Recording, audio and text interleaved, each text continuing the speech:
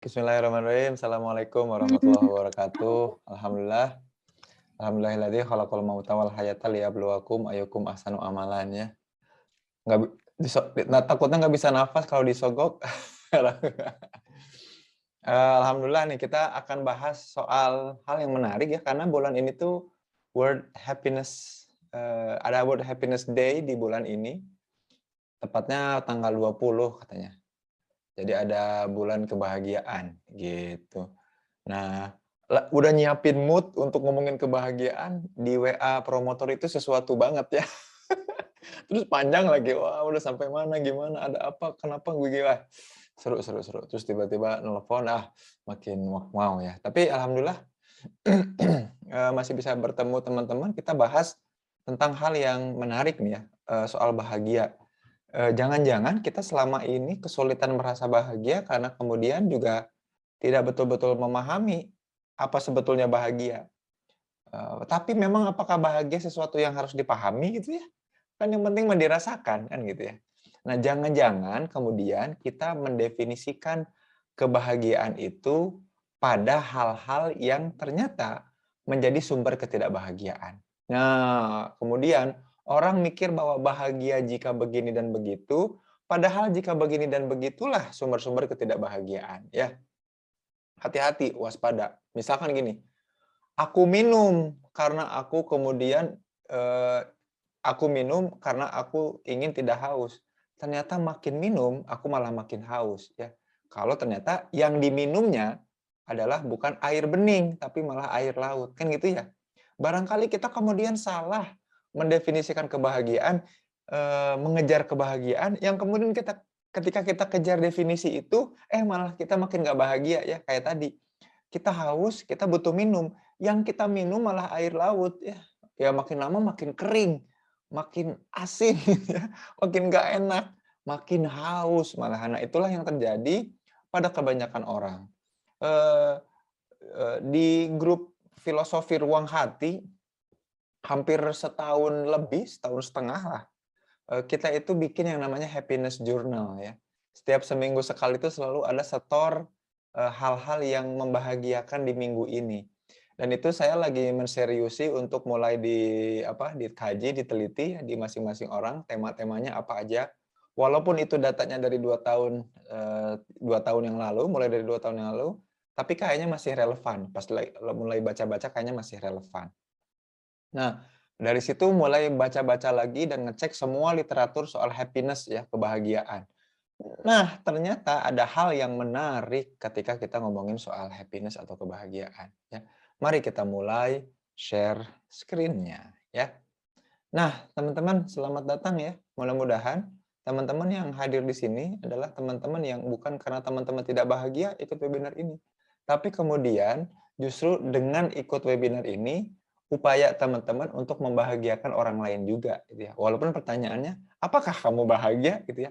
Karena kemudian salah satu fenomena yang menarik adalah ketika kita ngebahagiain orang lain, kok banyak orang kemudian menjadikan hal itu sebagai beban. Kang, aku kayaknya terlalu baik. Kang, boleh nggak sih aku sedikit, boleh nggak sih aku, sementara waktu ini jahat sama orang lain, bilang enggak sama orang lain? Loh, kenapa seperti itu kan gitu ya. Jangan-jangan membahagiakan orang lain atau melihat orang lain bahagia membuat kita tidak bahagia, itu tadi ya. Dan itu juga kan fenomena kedua. Jadi kalau fenomena pertama, jangan-jangan definisi kita salah soal bahagia, sehingga kita ngejar sesuatu yang padahal itu jadi sumber ketidakbahagiaan, itu nomor satu fenomenanya. Fenomena nomor dua, jangan-jangan selama ini ketika kita melihat orang lain bahagia, malah jadi sumber ketidakbahagiaan kita. Padahal sebetulnya bahagia itu sesuatu yang menular. Orang lain rasakan ya kita pun harusnya ikut merasakan juga. Gitu. Bahagia, bahagia, bahagia. Nah, yang pengen saya tanyain ke teman-teman boleh minta tolong untuk share di kolom chat ya. Menurut teman-teman nih, nggak usah pakai literatur lah ya, boleh ngelantur. Tapi apa sih yang pertama kali terbesit sama teman-teman ketika mendengar kata bahagia? Jadi apa sih persepsi teman-teman dengan arti bahagia? Boleh di-share di kolom chat ya, bebas. Nggak usah pakai literatur ya, menurut Dinner. Wah, menurut, jadi apa itu yang disebut bahagia? Bersyukur, senang, menyenangkan, bersyukur dan tenang, lega, perasaan senang, bisa ketawa lepas, selalu bersyukur, bahagia bersyukur, berarti hati tentram, ya, ketentraman hati itu bahagia. Lanjut, ada lagi? Ketika beriringan antara hati dan pikiran, bersyukur dan positive vibes, gaji naik, oke. Terus apa ada lagi? Nggak ada? Bahagia itu ketika nggak nangis. Ya cemberut juga nggak nangis ya. Tapi apakah cemberut bahagia gitu? Bertemu orang yang dicintai ya. Ini Rafif juga gaji naik, tapi kalau nggak turun-turun ke rekening kan juga percuma ya. Aduh, bertemu orang yang dicintai tapi dia tidak mencintai kita, mau juga ya. Nah, dibutuhkan orang lain. Dada plong nggak sempit. Oke, mantap jiwa ya. Luar biasa nih, macam-macam ya. Jadi definisi teman-teman gaji turun ya. Jadi bahagia itu ketika gaji turun. Benar, bukan gaji naik, gaji turun ke rekening. Kalau enggak ya bukan milik kita gitu ya. Loh, kok tiba-tiba mati nih? Nah, sebetulnya apa sih bahagia itu ya? Jadi pertanyaan ini kemudian pertanyaan yang banyak ditanyakan oleh para peneliti, khususnya kalau di psikologi itu yang mazhabnya psikologi positif atau perspektifnya adalah humanistik. Orang-orang yang merasa bahwa manusia itu punya potensi yang besar dalam kehidupannya, maka salah satu ciri bahwa manusia itu mengoptimalkan potensinya adalah dengan bahagia. Katanya gitu. Tapi kemudian hal itu disanggah di tahun 2010-an. Salah ternyata ya. Bahagia itu ternyata konsep yang tidak akan pernah bisa ditemukan jawabannya, my friend. Gitu. Jadi kalau ditanya apa itu bahagia atau happiness, ternyata nggak ada definisinya. Jadi teman-teman silahkan boleh buka semua literatur soal happiness. Saya tantang teman-teman buka itu ya, literatur happiness. Dan itu menarik nih ya. Makanya saya kalau nerima mahasiswa terus tiba-tiba dia bilang, aku mau neliti soal happiness, terus mau minta dibimbing, aku bilang, no, I'm not happy when you research about happiness. Nggak akan bikin bahagia. Neliti soal happiness, orang happiness itu tidak dapat didefinisikan. Nah, tapi setidaknya, soalnya gini, kemudian orang-orang beralih daripada pusing mikirin happiness, makanya saya waktu itu nggak setuju banget program pemerintah itu namanya Happiness Index. Jadi Ridwan Kamil di Bandung itu yang penting indeks kebahagiaan masyarakat naik. Gak bisa. Indeks kebahagiaan masyarakat itu, aduh, bukan ciri kesejahteraan. Jadi yang penting itu sejahtera. Masyarakat itu bukan bahagia. Kebahagiaan itu tidak bisa didefinisikan secara objektif. Dan itu tuh debatnya panjang literatur manapun. Makanya kalau kita mencoba untuk mendefinisikan bahagia, makin tidak bahagia kita, teman-teman. Ya, gitu ya. Jadi kalau ditanya, apakah kamu bahagia? Bisa jadi bahagia. Apa definisi bahagia? Nah, mendefinisikan bahagia lah yang bikin kita tidak bahagia. Ya. Makanya teman-teman boleh tanya ke Dinner Seligman. Ya. Ketika ditanya soal bahagia, mereka jadi nggak bahagia. Karena bikin pusing. Iya ya, apa itu bahagia? Dan tidak pernah menemukan titik temu. Jadi tidak pernah menemukan satu hal yang benar-benar universal. Nah, tapi yang menarik yang perlu teman-teman perhatikan adalah ini nih, ya. Jadi gini, saya juga paling gemes sama orang-orang yang kemudian apa yang pengen kamu lakukan ke depannya? Pengen ngebahagiain orang tua. Aduh, diri sendiri aja mendefinisikan kebahagiaannya itu blur ya, samar, apalagi mendefinisikan kebahagiaan orang lain. Gitu. Terus yang paling gemes tuh kalau ditanya gini, emang orang tua kamu bahagia kalau gimana? Kalau saya kerja dan ngasih uang, Allah ya Karim, serendah itu bahagia gitu ya. Ya kan lumayan menarik ya. Makanya mencoba mendefinisikan bahagia ternyata justru membuat diri seseorang tidak bahagia. Nah, ini menarik nih ya. Makanya ini yang kemudian penting untuk kita telaah lagi lebih lanjut. Nah, nelaahnya lewat mana? Yang pertama yang ini nih. Telaahannya ini nih. Yuk sekarang kita bedain dulu ya antara emosi bahagia dengan kebahagiaan. Nah, ini tuh dua hal yang beda ya. Jadi kalau teman-teman tadi ada yang nulis bersyukur. Nah, gitu ya. Itu namanya bukan kebahagiaan, bukan happiness. Itu namanya bukan bahagia, my friend, teman-teman semua. Yang teman-teman tulis tadi di kolom chat, itu bukan kebahagiaan. It's not happiness. Tapi emosi bahagia, yaitu bentuk joy. Aduh, nggak ngerti Kang, maksudnya gimana? Nah, jadi para peneliti, para ahli psikologi di 2010 ke sini, mulai meninggalkan istilah soal bahagia atau happiness. Mereka mulai pakai well-being. Jadi keberadaan seseorang itu well, baik-baik aja, gitu ya. Nah, lebih tinggi dari well-being adalah apa? Flourish. Apa itu flourish? Well-being-nya menular ke orang lain, mekar, gitu ya. Apa namanya? Kayak taman, kayak bunga sakura kalau di Jepang tuh ya. Kalau mekar, mekar tuh bahasa Inggrisnya apa ya? Pokoknya kalau mekar, orang lain tuh yang melihatnya tuh ikut bahagia, kebayang nggak? Kan kita ada ya orang-orang yang kayak gitu ya. Kalau melihat seseorang tumbuh, berkembang, dan sukses, kok kita ikut ngerasain bahagia. Kalau para cowok-cowok mungkin ketika tim kesayangannya, eh, tim sepak bola yang didukung, atau klub basket yang didukung, itu menang. Ikut bahagia. Padahal kita nggak main, kita nggak ikut andil gitu ya. Aneh, ya, macam-macam. Ya. Oh ya, belum. Ya.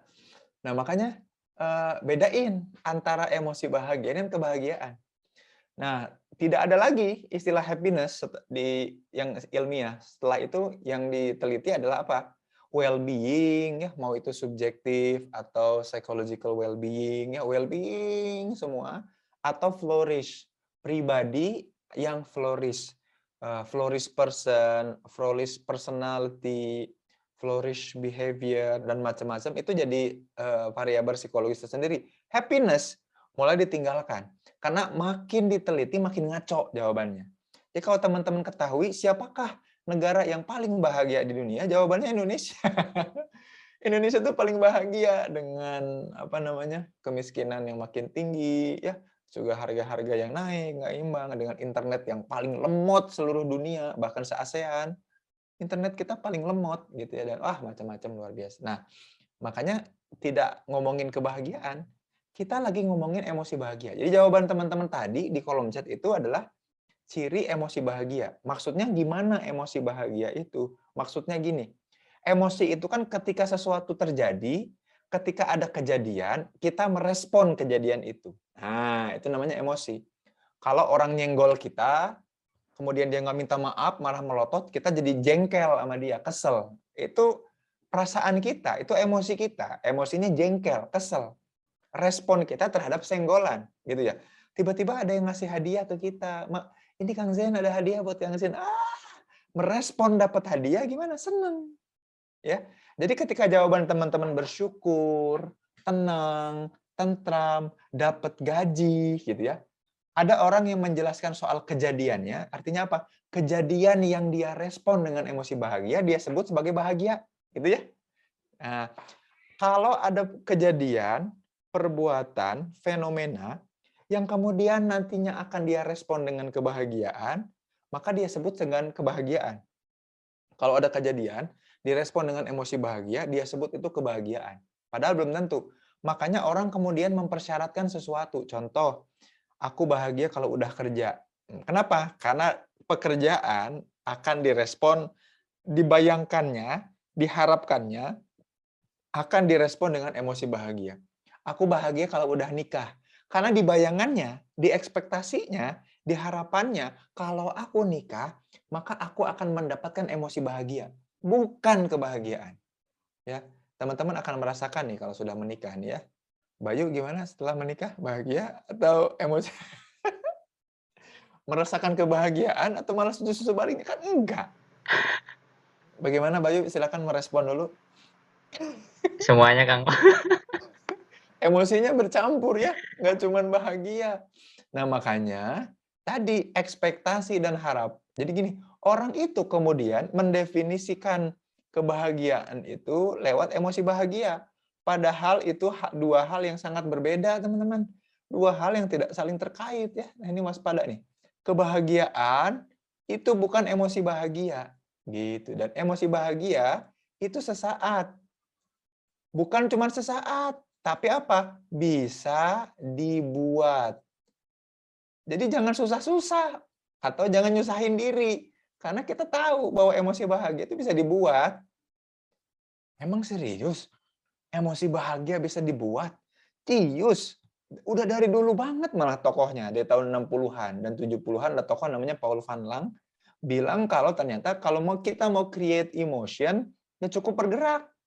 Cukup bergerak aja. Jadi kalau teman-teman pengen joy, ngerasain emosi bahagia, emosi joy, seneng, cukup dengan cara bercermin, tatap mukanya, senyum di cermin itu, mentertawakan diri sendiri, lama-lama otomatis bahagia. Karena motion creates emotion. Coba aja cek sendiri.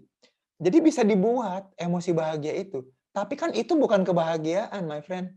Teman-teman semua ya, hey people semua. Tapi kan itu bukan kebahagiaan. So, sekali lagi, kita balik lagi ke slide awal. Bahwa ternyata kebahagiaan itu tidak bisa didefinisikan. Gitu. Tapi memang betul, bahagia itu sederhana. Yang mana? Bukan kebahagiaan. Emosi bahagia itu sederhana. Gitu. Sesederhana bersyukur, maka kita akan menikmati apa yang kita punya. Bahagia. Karena responnya, emosinya jadi bahagia. Begitu. Ya. Nah, makanya ini penting nih. Oh, ada Uyu ya. Berarti jadi well-being journal ya, bukan happiness journal. Benar. Tapi kan orang belum ngerti, Yuy. Orang belum ngerti bahwa kebahagiaan itu adalah emosi bahagia. Ya, jadi ini kita masih ngomongin soal bedanya antara emosi bahagia dengan kebahagiaan. Nah, Rafif di chat bilang, kalau mindfulness masuk mana? Mindfulness itu kesadaran bahwa ada beda. Gitu. Kesadaran bahwa kita mengalami emosi bahagia. Kebanyakan orang tuh nggak sadar bahwa dia lagi bahagia, lagi jengkel, lagi sedih gitu ya. Tiba-tiba ngelamun, bengong aja di kereta api, terus disapa sama apa namanya, pramugari. Apa ya kalau di kereta namanya, pramugari atau ada yang tahu nggak kalau di Direktur. kereta? Hah? Direktur? Direktur bukan? Kondektur. Iya, kondektur ya. Tapi ini mah yang bukan ininya. Ya sama kondektur lah ya. Ketika disapa sama kondektur kaget. Malah marah, padahal disapanya dengan sopan. Nah, orang tuh kan kadang nggak sadar. Nah, kesadaran itu diawali dari mindful. Jadi posisi mindfulness di mana mindfulness itu justru yang membuat kita sadar bahwa kita mindful ya. Bahwa kita punya emosi. Gitu. Bayangkan ya, banyak banget orang itu nggak sadar terkait emosinya, mana bisa dia punya kendali sama emosinya, kan gitu ya. Gitu, itu di kelas lain, terutama di kelas upper ya, mengelola emosi dan perasaan. Tapi di situ beda banget ya. Nah, mindful posisinya di sini. Mindful itu basic segalanya. Kalau kita nggak sadar menyadari bahwa kita punya A, punya B, bahkan kita nggak sadar bahwa kita bisa bernafas, yang nafas itu kita kelola. Bahkan mindful itu baik kalau begini ya, kalau teman-teman pengen sehat plus bahagia plus energinya terkumpul dengan baik, makannya yang mindful. Ini mah makan sambil nonton, makan sambil baca, makan sambil ngobrol. Bayangkan kalau makannya mindful atau istilahnya mindful eating ya. Setiap suapan, Allah ya Karim, satu sendok ini paling tidak berisi 235 butir nasi. Di atasnya ada beberapa ayam suwir beserta kacang polong. Dan di atasnya lagi ada kerupuk. Satu gigitan ini Masya Allah, kebayang nggak 235 butir nasi itu diawali dari padi yang barangkali seperempat petak sawah yang berukuran 20 kali 20. Kan itu mindful banget tuh. Jadi satu, apalagi dikunyah, ya Allah terima kasih Engkau telah menciptakan gigi geraham. Yang membuat aku bayangkan kalau aku ompong nggak punya gigi geraham. Maka aku tidak bisa mengunyah, ya Allah, akan aku kenyot-kenyot ini nasi ya. Gitu. Kan itu kan sebuah apa namanya? Sebuah keterampilan untuk mindful. Mindfulity. Jijik banget ya. Keterampilan untuk mindfulity. Mindful ability ya nggak bisa dijadiin mindfulity. Nah, makanya teman-teman, di awal ini saya pengen ngejelasin dan ngajak teman-teman untuk ngebuka matanya untuk mindful bahwa beda ya antara emosi bahagia dengan kebahagiaan. Ketika saya tanya definisi kebahagiaannya teman-teman, yang teman-teman definisikan bukan kebahagiaannya. Itu namanya emosi bahagia. Gitu ya. Nah, maka pertanyaannya kemudian, Sudahkah bahagia? Ayo. Sudahkah bahagia? Kalau merasakan emosi bahagia, mungkin sudah, gitu ya. Tapi merasakan betul-betul kesejatian happiness, gimana ya? Sudah belum ya? Kan gitu ya? Ingat Nasgor. Oh iya betul. Nah, luar biasa nih. Makanya ini penting ya, penting banget ya. Jadi ketika ditanya sudahkah teman-teman bahagia, maka jawabannya mungkin sudah. Sudahnya yang mana? Yang emosi bahagia. Tapi apakah bahagia yang dalam istilah happiness itu sudah? Oh, belum tentu. Bahkan kita juga nggak tahu ya apa itu kebahagiaan. Kesejatian kebahagiaan itu seperti apa kan nggak kita tahu. Tapi merespon sesuatu dengan emosi bahagia mungkin sering. Atau mungkin pernah buat teman-teman yang mungkin datang ke sini galau banget dan aku tidak pernah merasakan Kang emosi bahagia. Bahkan ketika teman-teman menikmati sakit, ya, menikmati sakit, terluka, terus ada yang nyapa, terus ada yang nanggap, ya, ada yang menanggapi, ada yang respon, itu kan juga setitik kebahagiaan walaupun tetap nangis lagi. Nah, ini sampai sini mudah-mudahan jelas ya. Ini seru banget ya saya ngomongin ini tuh dan ini hasil mengkaji ini kayaknya World Happiness Day ini kita harus mengkaji sesuatu yang barangkali nggak banyak orang tahu ya soal bahagia gitu. Nah, terus apa nih? Karena kita udah sadar bahwa bahagia yang kita rasa itu sebetulnya emosi bahagia, hati-hati. Kita tidak bisa memang mendefinisikan kebahagiaan, tapi kita bisa kemudian mendefinisikan dan mengelola supaya kita bisa punya emosi bahagia. Karena seringkali kita jadi error, teman-teman. Jadi ini tuh punya efek samping. Salah mendefinisikan bahagia, kemudian punya efek samping. Efek sampingnya apa? Nah, efek sampingnya ketidakbahagiaan. Ketidakbahagiaannya kayak gimana? Nah, kayak gini nih. Ya, kita masuk ke bagian selanjutnya dari event ini. Orang itu kemudian suka salah sangka, ya.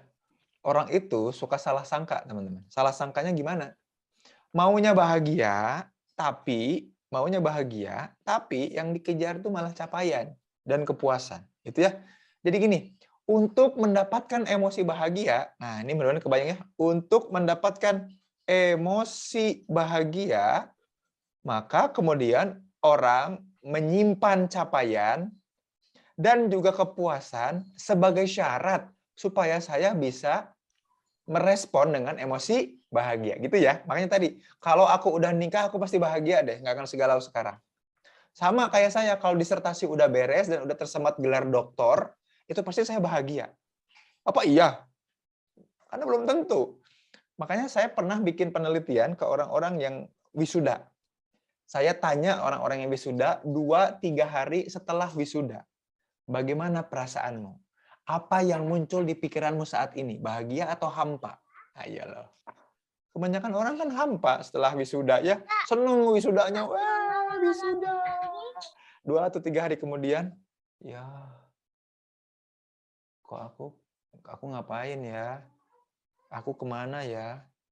Teman-teman aku lagi ngapain ya? Kebayang nggak yang biasanya 4 tahun bareng-bareng, 3 tahun, 4 tahun bareng-bareng sama bestie ya di kelas, belajar bareng, ketemu dengan dosen, kerja kelompok walaupun kita nggak kerja ya. Terus wah ngeceng, dikeceng, kemudian organisasi, kerjain skripsi, wah pusing, tiba-tiba sidang deg-degan banget. Dinyatakan lulus ngeplong, dikasih hadiah, bunga, kembang-kembang, buket, ya, hampers dan pampers, semua satu menyatu, wisuda. Setelah itu, apakah itu bahagia? Kan enggak ya? Jadi ternyata menyematkan emosi bahagia pada capaian itu yang bikin error. Yang bikin kita kemudian tidak bahagia. Ya. Atau juga kemudian menyematkan kepada kepuasan. Kita tidak pernah puas. Kita tidak akan pernah puas. Ya. Wow. Ini malah pada curhat nih ya. Rafif misalkan. Saya habis wisuda langsung quarter life crisis ya. Tuh. Ini Fadila Tunisa juga jadi pengangguran. Sehari doang senangnya pas wisuda doang. Makanya saya nggak pengen cepet-cepet wisuda. Nggak deh, nggak gitu juga ya.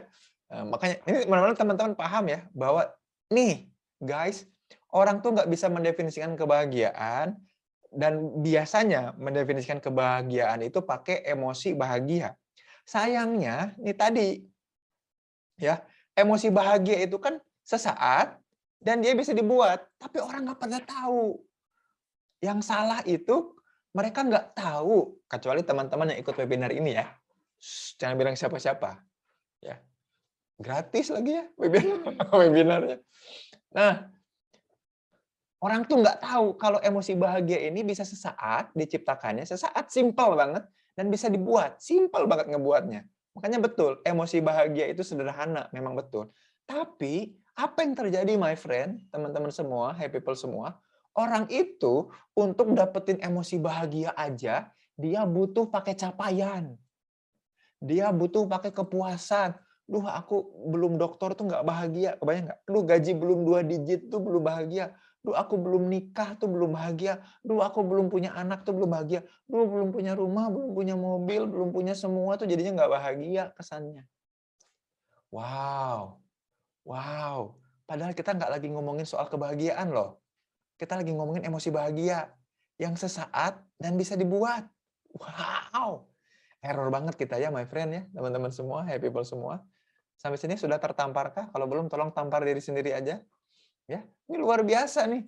Psikologis kita tuh diapain ya? Dimain-mainin gitu. Kebayang nggak? Kita lagi ngeprank diri kita lewat situ dengan membangun psychological dinamika psikologis yang nggak penting, my friend. Wow. Emosi bahagianya sesaat bisa dibuat, tapi wow, kita malah sok-sok bikin capaian, seolah-olah kita tuh seorang perfeksionis yang, kalau mencapai itu tuh kita akan bahagia, atau kemudian kita akan bikin sesuatu supaya sampai puas gitu, padahal nggak bisa. Nggak bisa sampai ke situ ya. Sampai sini mudah-mudahan jelas dan paham ya. Oke. Kalau paham coba share jempolnya dong. Reaction jempol. Yang mana ya reaction jempol coba? Apa ada nggak? Reaction thumbs. Oke. Ya. Oke. Udah berapa ribu nih yang ngasih jempol? Mantap. Wis. Mantap. Ada 15 ya. Berarti 15 orang yang ngerti ya. Mantap jiwa ya. Oke. Sampai sini dulu deh.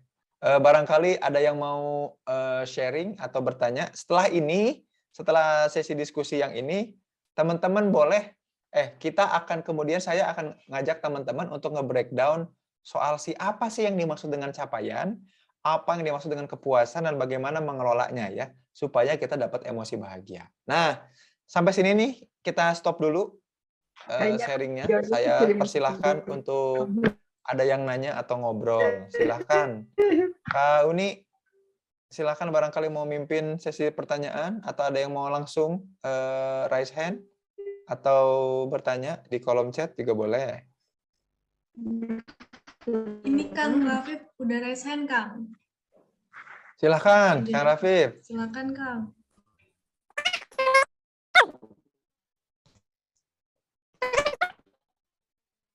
Kang, kayaknya ada mikrofonnya agak bermasalah atau gimana? Ya, suaranya jadi Mungkin kayak ada efeknya. Jadi kayak chipmunk. Kayak, iya. Ada jadi sih. kayak chipmunk. Cek. Masuk nggak?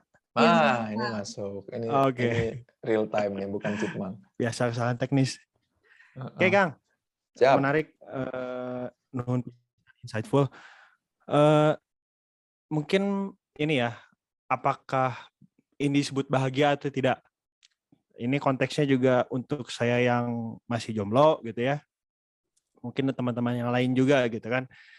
Nah, ini bagi beberapa teman saya, gimana? Sambil sekalian pengumuman ya. Nggak, biar ngerti aja gitu konteksnya. Oh iya benar. Ya kan maksudnya gini, beberapa teman saya itu ada yang tidak ingin menikah, tapi dia merasa bahagia, gitu kan. Nah itu kan apa ya? Apakah itu juga bagian dari bahagia atau tidak gitu ya? Sedangkan ya kan kalau misalnya kita sebagai ya mungkin seorang Muslim yang baik gitu ya, kalau memang paham bahwa pernikahan itu juga banyak manfaatnya gitu ya. Tapi di sisi lain yang ngerti tentang pernikahan juga kadang aku masih bahagia kok sendiri gitu ya. Bari jeung teu ikhtiar gitu ya hayang nikah gitu kan. Ya, ya. Nah itu gimana Kang terhadap fenomena itu Kang? Karena apa ya istilahnya apakah kita juga perlu merem beberapa hal gitu bahwa oh ya saya juga harus nikah nih gitu kan, atau misalnya ya karena apa ya ya itu tadi mungkin ya ada efek bahagia itu ada apa ya imajinasinya sendiri gitu ya di diri kita sendiri gitu Kang. Nuhun Kang. Ya, betul. Nah, makanya tadi ya, jadi kalau kan ada orang-orang yang kemudian single, dan aku nggak masalah ya, I'm single and very happy gitu kan ya. Aku single dan nggak masalah, nggak apa-apa gitu. Ya emang nggak apa-apa kan? Ya memang tidak ada apa-apa. Dan saya merespon status singlenya dengan emosi yang bahagia gitu. Tapi kan ada orang-orang yang kemudian merespon single itu dengan emosi tidak bahagia. Kenapa sih aku tuh jomblo terus tuh kan. Jadi dapat surat undangan tuh responnya tuh jadi emosinya kesel, tidak bahagia gitu maksudnya. Nah, adapun kemudian orang-orang yang jadi tidak bahagia kemudian karena merasa bahwa tadi yang slide ini, dia merasa bahwa untuk mencapai emosi bahagia itu dia butuh capaian, capaiannya adalah menikah. Gitu. Padahal kan enggak. Ya, jadi apakah itu disebut bahagia? Iya, emosi bahagia. Kalau orang kemudian meresponnya biasa aja, ya kemudian ya biasa aja, nggak apa-apa. Ya emang kayak gitu. Gitu. Jadi simpel kan? Jadi sebenarnya saya tuh pengen ngajak mikir teman-teman nih, Rafif juga, bahwa ya memang emosi bahagia mah simpel, kita bisa bikin. Aku statusnya single. Terus emang kenapa? Aku merasa hal itu nggak usah direspon dengan emosi yang lain selain bahagia, aman-aman aja kok, gitu. Nggak apa-apa. Gitu, Viv. Aman insya Allah. Walaupun jomblo ya, Rafif ya. Nah, barangkali nanti ada yang tertarik sama Rafif, boleh deh. Boleh Siap, disampaikan. Oke, siap. Gitu. Nuhun Kang. Siap nih ya. Nah, ini lagunya siapa ya? Ini di chat saya baca chatnya dari Kak Ria Yuliana ya. Meskipun aku di surga, mungkin ku tak bahagia, bahagia ku tak sempurna. Itu siapa ya? Bila itu tanpa, lagunya siapa itu ya? Aku sepertinya bisa menyanyikannya, tapi aku tidak tahu siapa yang bernyanyinya. Tapi nggak apa-apa lah ya. Kalau hubungannya dengan konsep flow, bagaimana Kang? Kadang ada yang mendefinisikan bahagia ketika flow, ya, mengalir ketika melakukan sesuatu. Flow, ya, mantep. Ada yang sampai nanyain flow, ya betul. Teman-teman tahu nggak ada sebuah konsep ya yang namanya flow, ya flow. Nah, tokohnya itu susah saya menyebutkannya bisa, tapi untuk menuliskan dan mengejanya susah. Namanya Csikszentmihalyi. Csikszentmihalyi itu gimana tulisannya? Si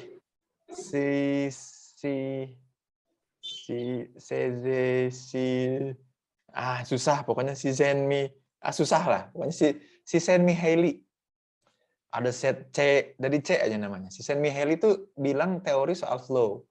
Flow itu apa? Flow itu kalau kita khusyuk gitu ya, atau mindful sama sesuatu ya, waktu itu tidak terasa gitu ya. Kok waktu nggak kerasa? Jadi kalau kita lagi seneng melakukan sesuatu, waktu tuh nggak kerasa. Misalkan, ya ampun, webinar sama Kang Zen tuh nggak kerasa ya. Sejam tuh kayak 60 menit. Keren banget. Gitu. Itu contoh ngeflow. Nah, orang itu ngeflow. Ngeflow itu di mana orang kemudian kehilangan orientasi waktu, saking dia mindful terhadap apa yang dikerjakan. Nah, gitu ya. Ini idaman banget orang-orang yang kemudian ingin berasik masuk sama apa yang sedang dikerjakan. Ya, aku tuh pengen ngeflow. Kalau istilah basket tuh ada istilah basket tuh namanya in the zone. Orang tuh kalau udah in the zone, tangannya tuh udah panas. Apapun yang dilakukan tuh nge-shoot masuk, ngerebut bola, dapat rebound, dapat saking in the zone-nya dia. Namanya ngeflow. Ya. Kalau kita tuh istilahnya lupa waktu lah, saking senangnya melakukan sesuatu asik banget. Teman-teman ingat nggak? Jadi kan saya pernah baca sebuah meme ya, ada sebuah meme yang bagus. Dulu itu berapa lama waktu pertandingan sepak bola? Ketika waktu kecil, lama waktu pertandingan sepak bola adalah sampai azan maghrib. Jadi bukan 2 kali 45 menit. Pokoknya azan maghrib itu kita udahan bubar. Kenapa? Karena kita lupa waktu. Mulai dari habis beres asar sampai azan maghrib baru selesai. Saking asiknya main bola. Itu ngeflow namanya. Nah, tapi belum tentu orang yang ngeflow tuh bahagia. Nah, bergantung. Dia merespon ngeflow-nya itu kayak gimana, teman-teman. Ada orang yang kemudian menyesali ngeflow-nya. Ya. Kalau teman-teman cek semua film parenting di Amerika, kebanyakan itu emosinya negatif. Sedih atau jijik. Ya. Negatif itu maksudnya sedihnya dan jijiknya itu negatif terhadap ngeflow-nya. Jadi para orang tua ini ngerasa sedih dan jijik karena dia terlalu ngeflow sama kerjaannya, sama aktivitasnya, sampai lupa untuk ngurus anak-anaknya, lupa janjinya. Mungkin teman-teman bisa cek banyak film-film keluarga ya, buatan Hollywood, yang kemudian nunjukin itu. Ada juga yang kemudian ngeflow ini bisa menimbulkan emosi positif, kayak tadi ya. Ya ampun, seneng banget sih webinar sama Kang Zinten, kekerasa sejam tuh kayak 60 menit gitu. Itu tuh contoh emosi senang, emosi bahagia gitu ya. Jadi nggak selalu bahwa flow itu adalah sesuatu yang kemudian mencirikan kebahagiaan.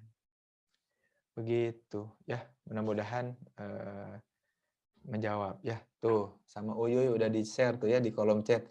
Citizen Mihaili. Nulisnya susah ya. Barangkali teman-teman pengen tahu, aku baru tahu Kang ada istilah ngeflow gitu ya. Yang sering yang didengar tuh ngefly. Ya, itu beda lagi ya. Ngefly sama ngeflow. Ngefly itu ngelalat ya kan, fly itu lalat ya. Oh, lagunya Padi, benar. Judulnya apa? Aku jadi abis ini jadi pengen dengerin lagu itu ya. Jadi terngiang-ngiang di kepala nih. Gara-gara Kak Ria nih. Tanggung jawab nih Kak Ria. Meskipun aku di surga. Aduh, mantap jiwa. Padi, Citizen Mihaili, asikin aja. Sejam emang 60 menit ya emang. Lalu kenapa ada kebahagiaan abadi dan ada kebahagiaan semu? Nah, Kuro, pertanyaan kau itu bagus sekali, Kuro. Makanya kemudian, para mufasir, kalau ngedefinisiin bahagia menggunakan kaidah-kaidah psikologi Islam, maka yang disebut bahagia itu tidak akan pernah dirasakan di dunia, katanya. Karena dia sesaat sifatnya. Yang abadi kemudian di akhirat, begitu. Nah, itulah yang disebut dengan kebahagiaan abadi. Maka nggak apa-apa susah dan payah dan nggak merasakan emosi bahagia di dunia, katanya. Karena kebahagiaan abadi tidak mungkin didapat di dunia. Yang didapat itu pasti semu. Kenapa semu tadi? Karena sifatnya apa? Cuman sesaat dan bisa dibuat gitu. Bisa direkayasa. Kita bisa merekayasa kebahagiaan diri kita sendiri kan. Aku nggak apa-apa kok, aku kuat gitu ya. Aku nggak apa-apa kok, aku bisa. Enggak, itu kan merekayasa kebahagiaan diri sendiri. Gitu. Ada juga pura-pura bahagia, betul. Ya. Judulnya Tempat Terakhir. Wah, terima kasih. Padi, judulnya Tempat Terakhir. Aduh, ini pasti akan terngiang-ngiang terus nih. Nanti tolong sambil capture dan sambil apa namanya ini? Sambil capture webinar ini, terus tag saya di story sambil kita mainkan lagunya ya. Yang refnya ini. Ini gara-gara Kak Ria nih, tanggung jawab nih. Ada yang bertanya nih, tapi direct message. Jangan disebutkan namanya ya, inisialnya. Oh, jangan disebutkan ya. Kang izin bertanya, kalau ada orang yang bilang, aku senang kalau orang lain senang walaupun aku sakit hati atau sengsara, apakah artinya dia bahagia? Iya, betul. Dia bahagia sakit karena orang lain bahagia, kan gitu ya. Teman-teman, kalau teman-teman sudah menjadi seorang ibu, ya, wis di live stream nih, keren.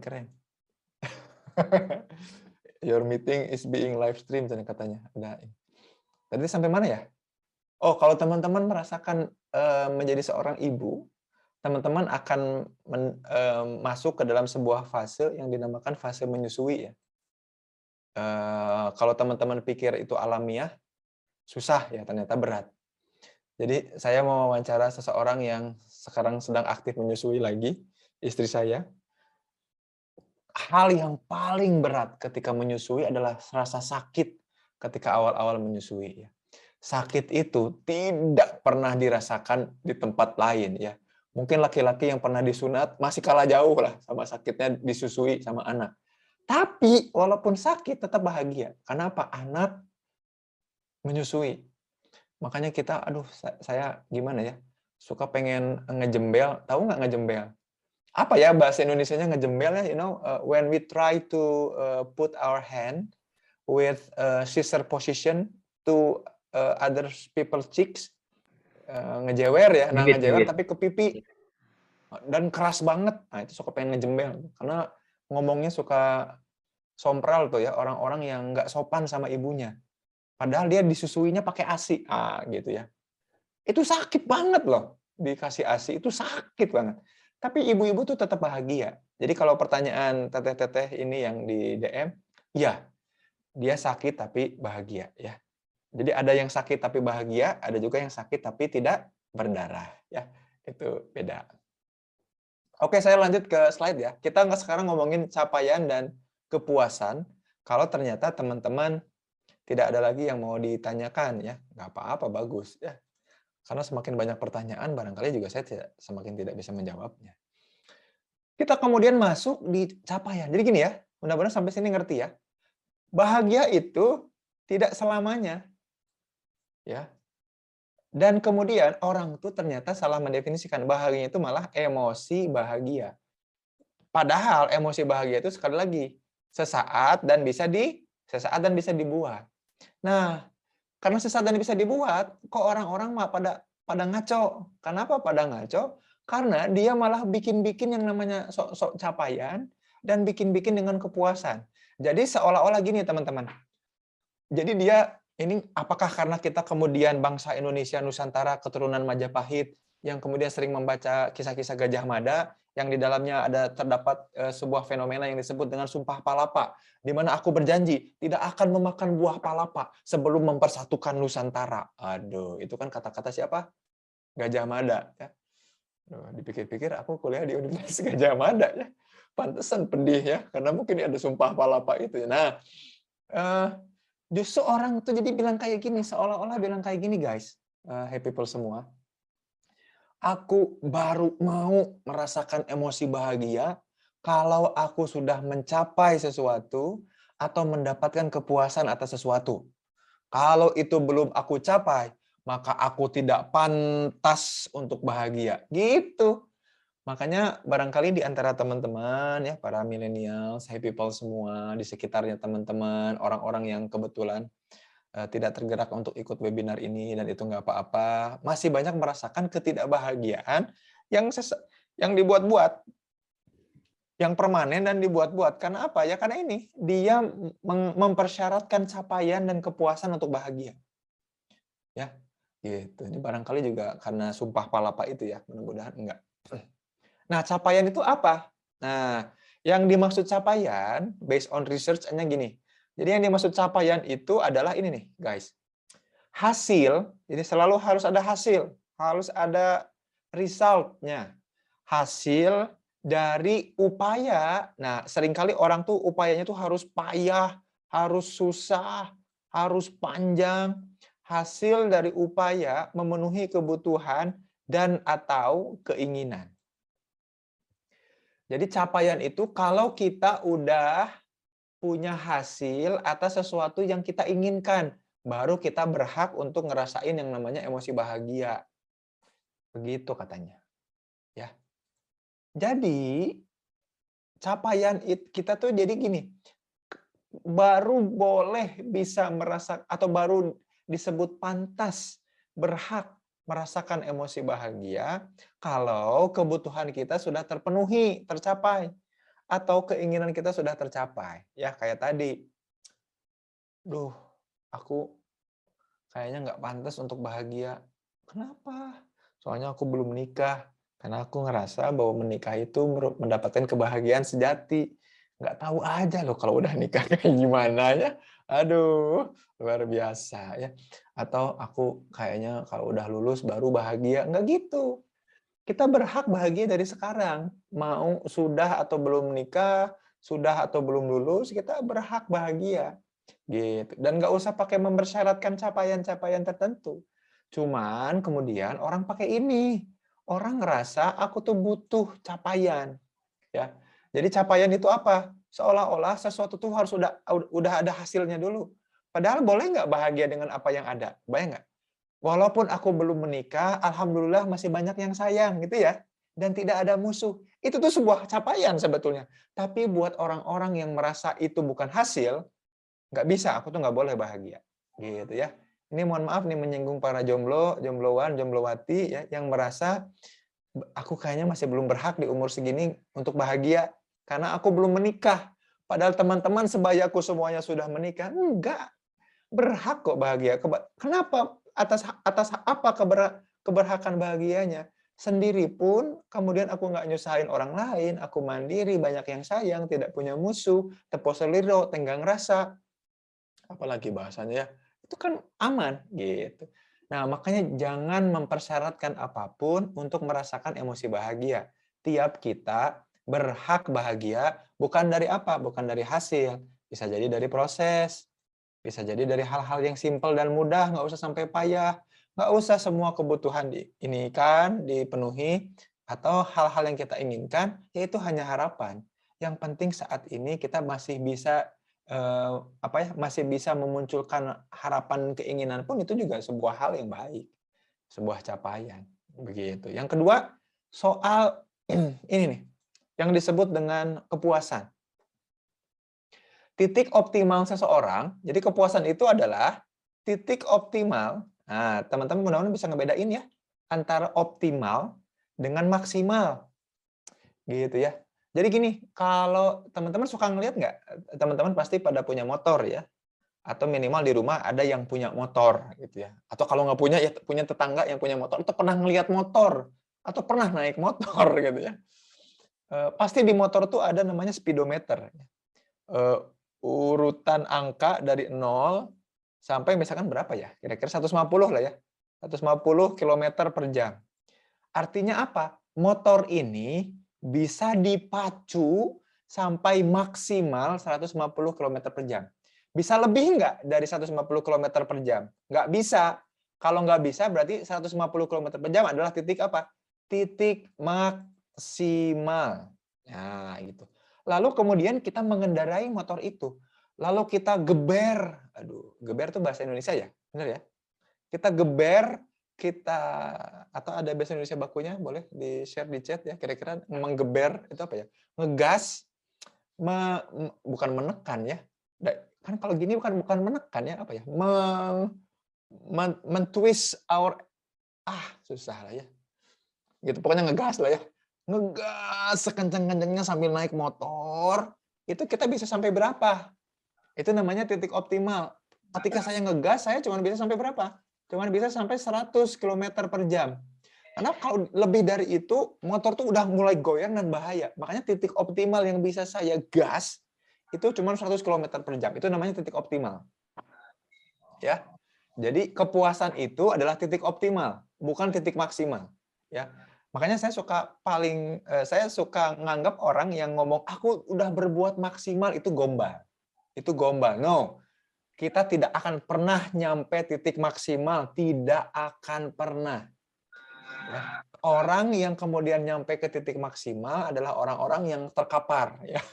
Itu orang-orang yang udah nyampe titik maksimal. Nyampe terkapar itu baru titik maksimal. Kalau masih, aku tuh udah berusaha maksimal. No, kamu udah berusaha optimal. Ya, bukan maksimal. Beda. Ya, tolong bedakan antara maksimal dengan optimal.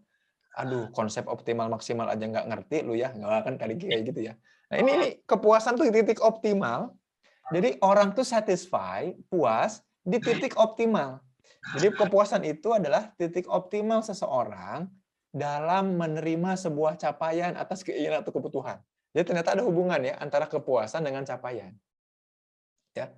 Jadi kalau kepuasan itu titik optimalnya seseorang dalam menerima sebuah capaian. Begitu ya. Contoh, ini contoh ya. Contoh.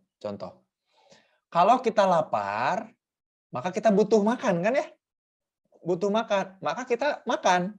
Nah, tapi kemudian pas lagi makan kenyang. Padahal nasinya masih ada. Oh, gitu ya. Padahal kemudian makanannya belum habis karena barangkali porsinya maksimal tapi perut kita udah optimal. Kebayang ya? Nah, gitu ya. Sampai sini benar-benar kebayang tuh. Tapi teman-teman, yang perlu teman-teman perhatikan adalah ini. Nah, ini perhatikan. Ini contohnya ya. Ini kebayang ya. Jadi aku tidak berhak merasakan emosi bahagia kalau aku belum makan. Yang kemudian indikator lain dari emosi bahagia selain capaian makan adalah kenyang. Keluarga saya nih ya, ini rahasia yang saya buka nih di webinar ini. Keluarga saya itu tipe keluarga nih, istri dan anak. Istri dan anak-anak aku itu tipe orang-orang yang kalau mereka lapar, nyebelin. Jadi memang iklan itu betul ya. Lu mulai rese lo kalau lapar itu memang ini sekeluarga ini. Kecuali saya ya. Justru aku mah kalau lapar tuh jadi punya ide gitu ya, malah jadi pengen kerja. Kalau yang orang-orang ini tuh gitu lah tuh, ngeliatin dari jauh. Gitu ya. Nah, emosinya tuh nggak bisa bahagia kalau lagi lapar. Maka makan itu jadi capaian. Kebayang ya? Kenyang itu ciri bahwa orang tuh sudah puas. Nggak bisa nyampe titik optimal dari itu. Nah, mudah-mudahan sampai sini pahamnya jelasnya. Tapi ini nih, aku pengen nunjukin sebuah hal yang mesti diperhatikan. Perhatikan, teman-teman. Saat lapar, lalu makan, terus kita merasa kenyang. Membuat kita akan berhenti makan, gitu ya. Nah, Allah itu menciptakan adanya fitur otomatis untuk memberhentikan kita. Asik ya? Kebayang nggak sampai sini ya? Jadi kalau hal-hal yang sifatnya physically, Allah itu punya fitur yang membuat kita, ada fitur yang membuat kita tuh tahu batas optimalnya. Kebayang nggak? Kenapa? Kalau sampai batas maksimal, terkapar kita. Berlebihan. Nggak bisa. Susah, nggak bisa ke sana. Nah, Allah tuh ngasih fitur itu, tapi secara fisik, my friend. Secara fisik, secara mental nggak dikasih. Nah, ujiannya tuh di mental. Kebayang nggak maksudnya di sini? Ya, kalau makan, kita tahu kapan kita kenyang. Tapi kalau kehidupan sehari-hari, kebahagiaan, kita nggak pernah tahu kapan kita puas. Wow, itu ya. Kita nggak pernah tahu kapan kita puas. Contohnya merasa dicintai. Kapan kita merasa puas dicintai? Butuh pengakuan seberapa banyak sih? Butuh kasih sayang seberapa besar sampai kita di titik puas? Nggak bisa, teman-teman. Kebayang nggak sebenarnya? Kalau contohnya ini, makan, enak. Setiap kali kita kenyang, berhenti kita. Ada fitur otomatis. Kebayang nggak sampai sini ya? Benar-benar jelas nih ya. Fitur fisik itu udah ada ujung-ujungnya, udah ada outputnya. Orang akan kemudian muntah kalau kemudian dipaksa untuk makan banyak, kan gitu ya. Nggak bisa dia masuk ke titik maksimal, udah ada batasnya. Tapi teman-teman, ada hal yang kemudian membuat kita diuji, yaitu apa? Soal ini, soal kebahagiaan ini, my friend, teman-teman semua. Tidak ada fitur otomatis yang memberhentikan kita dalam kebahagiaan. Ya, makanya kalau ada pertanyaan, terus bagaimana dengan kebahagiaan? Justru itu dia. Tidak ada fitur yang ngasih tanda bahwa kita ini sudah cukup puas, bahwa kita ini sudah cukup optimal dapat capaian itu. Nggak ada. Makanya kita ngerasa nggak bahagia terus, ngerasa nggak puas terus aja nuntut. Kalau makan mah ada kenyangnya, sayangnya untuk level bahagia tidak pernah ada puasnya. Wow. Ya, ngerasain bahagia di A, apalagi di secara psikologis kita ada fitur rekreasi namanya. Pengen ngulang-ngulang lagi. Pengen ngulang-ngulang kesenangan yang sama, sensasi yang sama, udah pernah ngerasain, pengen diulangi lagi, nggak akan pernah puas. Nah, itu kebahagiaan. Makanya tadi pertanyaannya Kuro tepat ya. Wah, para mufasir pun menjelaskan seperti itu. Kebahagiaan kita di dunia itu pada akhirnya kebahagiaan semu. Gitu ya. Karena apa? Ternyata sulit ya. Betul. ternyata rupanya sulit banget untuk bisa bahagia secara hakiki yang sejati. Kalau ngerasain emosi bahagia gampang ya, sesaat dan bisa dibuat. Tapi kalau bahagia sejati, bahagia abadi berat. Karena ternyata ini jadi ujian buat kita di dunia, karena kita nggak akan pernah bisa puas.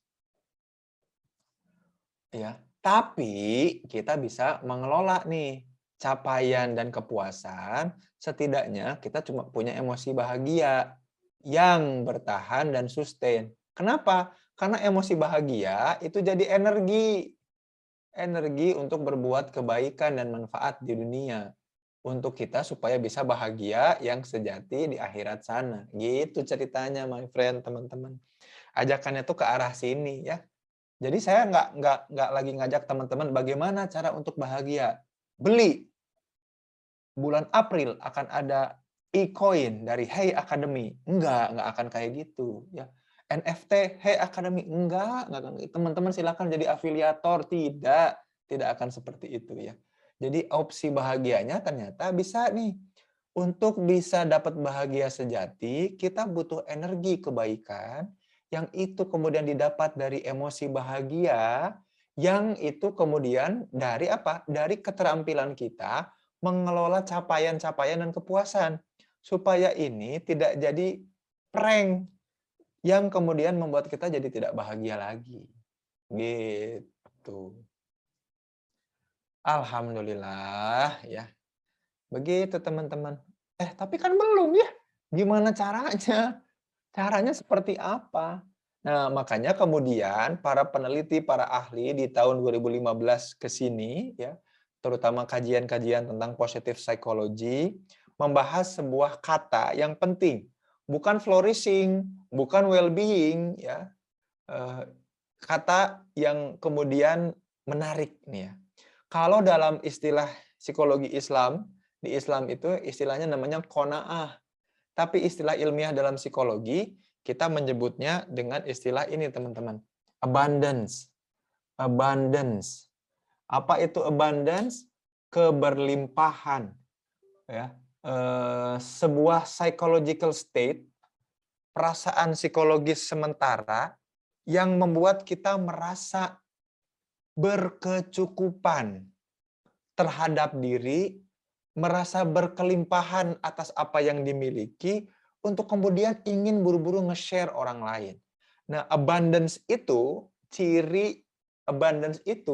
ciri lebih advance atau level lebih advance dari flourish. Flourish itu bahagia yang nular ke orang lain, gitu ya. Jadi kalau level-level bahagia di psikologi positif tuh kayak gini, teman-teman.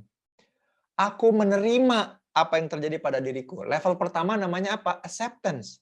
Aku terima apa yang terjadi pada diriku. Nerima ini butuh syarat. Syaratnya adalah sadar. Aku mindful. Setelah mindful maka aku accept. Aku terima. Ya, makanya yang namanya accept itu bagus ya, karena dia sudah menerima.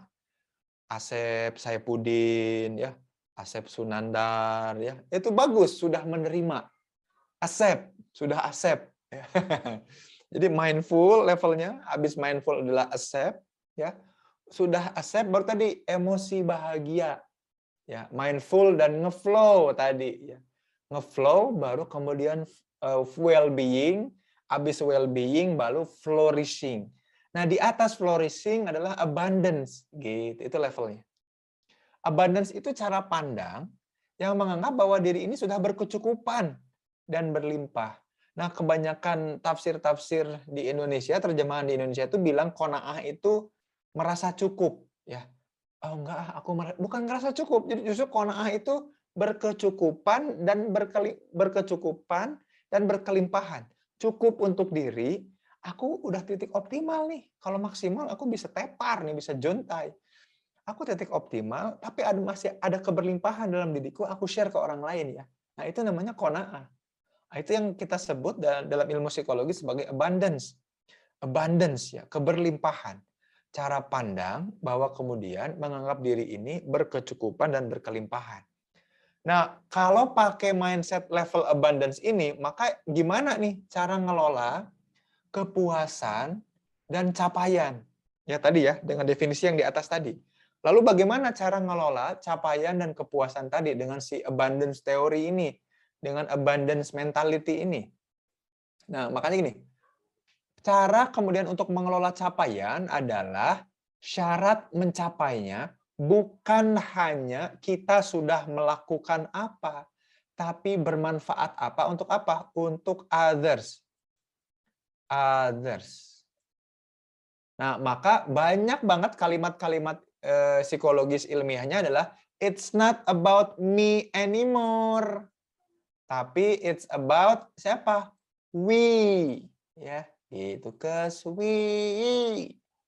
Gitu. Lagunya siapa tuh? Cause we never ever ever. Gitu ya. April. Oh, gitu lah lagu April. Aduh, sebentar lagi bulan April ya. We, jadi nggak lagi ngomong soal me, tapi ngomongin soal we. Nggak ngomongin soal aku, nggak ngomongin juga soal kamu. Nah, kalau ngomongin soal kamu, itu namanya bucin. Ya. Nggak ngomongin soal kamu, tapi ngomonginnya soal we. Siapa? We. Ya, we. Jadi gini, kalau mau ngomongin capaian, mau ngomongin sesuatu yang ingin kita capai, yang ingin kita capainya jangan ngomongin saya. Aku mau, gitu ya, kebayang ya. Aku mau lulus disertasi supaya aku jadi dokter. No. We need. Bangsa Indonesia butuh satu dokter baru dalam bidang ilmu psikologi yang expert di bidang teori-teori perluasan diri. Maka tolong Zain Permana segera luluskan dokter karena Indonesia butuh expert di bidang itu. Alah. Atau kalau Indonesia terlalu tinggi turunin. Fakultas Psikologi Unjani atau Unjani itu lagi butuh. Tadi itu ditelepon sama promotor saya, Profesor Kuncoro, karena rektor saya, Prof. Hikmahanto Juwana, yang sekarang suka tampil di TV ya, rektor Unjani. Kan suka tampil di TV gara-gara konflik Rusia-Ukraina kan sering ditanyain terus tuh, Prof. Hikmahanto itu. Prof. Hikmahanto nge-WA ke Prof. saya, Prof. Kuncoro. Pak Kun, bagaimana progres dosen saya, Zain Permana? Jadi ditanyain lah aku gitu ya. Jadinya bukan capaian lulus doktornya, it's not about me anymore. It's about we. Nah, makanya ini cara kita untuk mengelola bahwa oke, aku perlu melakukan itu, maka aku butuh energi. Nah, ini tuh capaian ini jangan jadi tuntutan, tapi jadi emosi bahagia. Itu ya, itu satu. Jadi jangan pernah ngomongin me lagi, tapi we. Apakah yang aku lakukan itu penting? Jadi nggak ada tuh yang namanya healing mood booster dengan beli boba, ya boba seleter terus isinya boba semua terus kita telan semua bobanya sampai jadi jakun. Nggak bisa, my friend. Itu mah bukan healing. Healing dengan jalan-jalan ya keliling-keliling sawah sampai pecah betisnya. No. It's not healing. It's not healing, ya. Jadi ini bukan lagi tentang me, tapi tentang we. Ya, cek lagi si we-nya itu seperti apa. Gitu. Lalu tentang kepuasan seperti apa? Tentang kepuasan. Ya, kepuasannya itu bukan disematkan pada hal-hal yang membuat kita nyaman. Tapi hal-hal yang sifatnya kemanfaatan. Kemanfaatan. Aku belum puas kalau itu belum bermanfaat. Bukan aku belum puas kalau itu nggak bikin aku tenang dan nyaman. Aduh, ada satu kata lagi tadi lupa ya. Ada satu lupa lagi ya. Satu kata lagi lupa nih. Nyaman dan ada satu kata lagi nih yang jangan. Tapi kemanfaatan. Jadi upayakan bahwa apa-apa yang kita lakukan itu bukan untuk nyampe di titik nyaman pribadi. Bukan untuk di titik aman pribadi. Tapi kemudian mencapai titik kemanfaatan. Ada satu kata lagi sih. Lupa nih, aku lupa. Aduh, lupa. Mohon maaf ya. Astagfirullahaladzim. Harusnya ditulis juga ya di slide padahal ya. Tapi nggak apa-apa lah. Begini juga udah cukup nih. Capaian, kepuasan, nyaman ya dan kemanfaatan.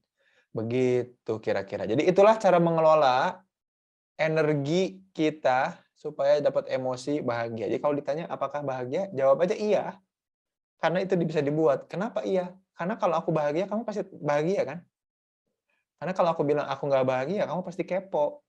Dan itu bikin aku kesel. Jadinya aku nggak bahagia. Kamu pun akan jadi nggak bahagia kalau aku kesel sama kamu.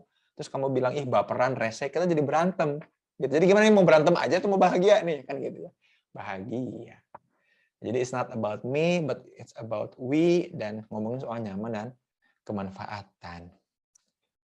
Begitu, Tilimikici. Mari kita masuk ke sesi Pirtinyiin. Silahkan kalau ada yang mi ditinyikin.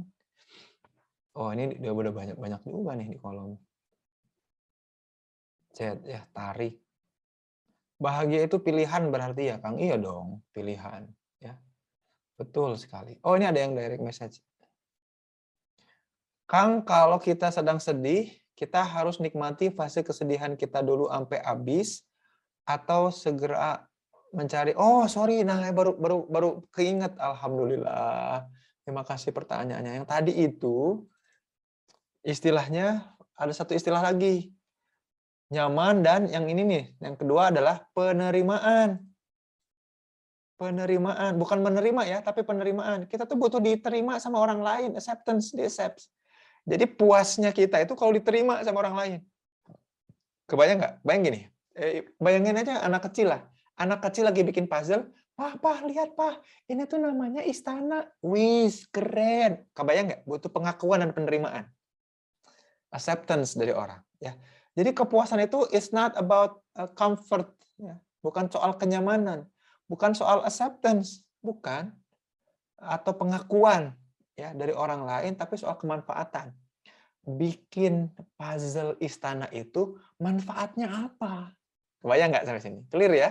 Jadi ke arah situ. Jadi bukan, ya aku nggak diakui, ya aku nggak dapat penghargaan, ya gitu. Enggak, it's not about acceptance, bukan soal pengakuan juga, tapi soal kemanfaatan. Bisa nggak ke situ? Nah itulah yang jadi abundance cara pandang kita supaya kita bisa kelola ini, kelola capaian dan kepuasan kita.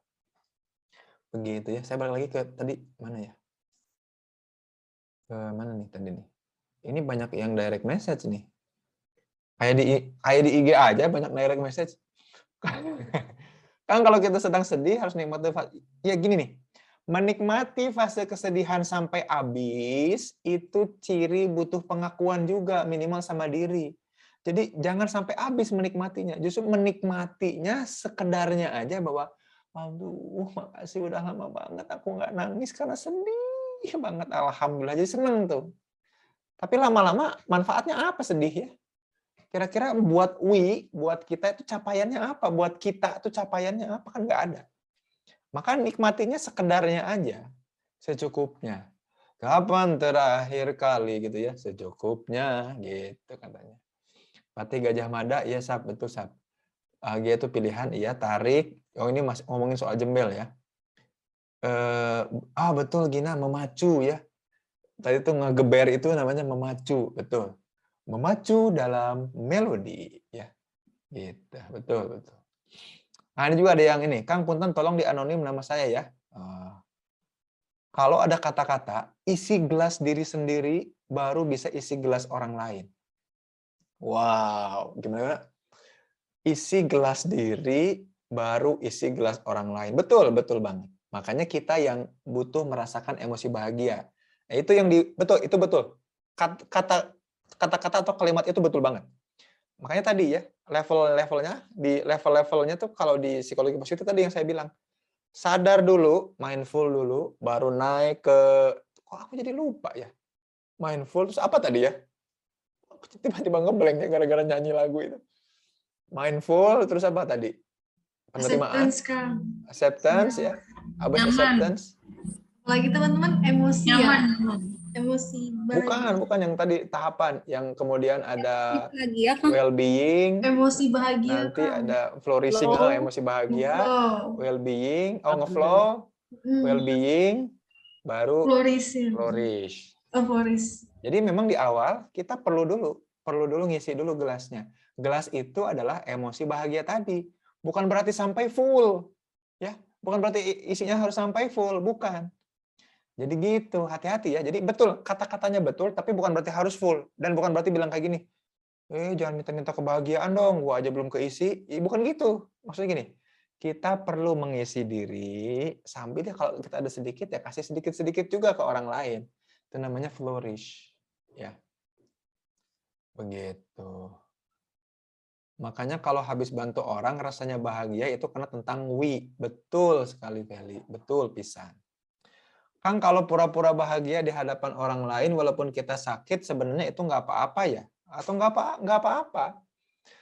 Atau kita malah harusnya berusaha jujur sama orang lain kalau kita lagi nggak bahagia. Gini, kita jujur nggak bahagia itu capaiannya apa? Nah gitu, balik lagi ke situ dulu. Kalau menurut saya sih gitu ya. Capaiannya apa? Kalau capaiannya kemudian untuk menjadikan solusi supaya tidak ada orang lain yang sakit lagi seperti kita, itu boleh. Tapi kalau kemudian ngasih tahu jujur ke orang lain bahwa kita sakit, kamu tuh harusnya ngerti dong, aku tuh sakit, aku tuh pengen dipuk-puk, dimanja, itu bukan, itu namanya lagi nyari kepuasan. Bayangnya sampai sini ya. Jadi mending jujur, mending nggak jujur.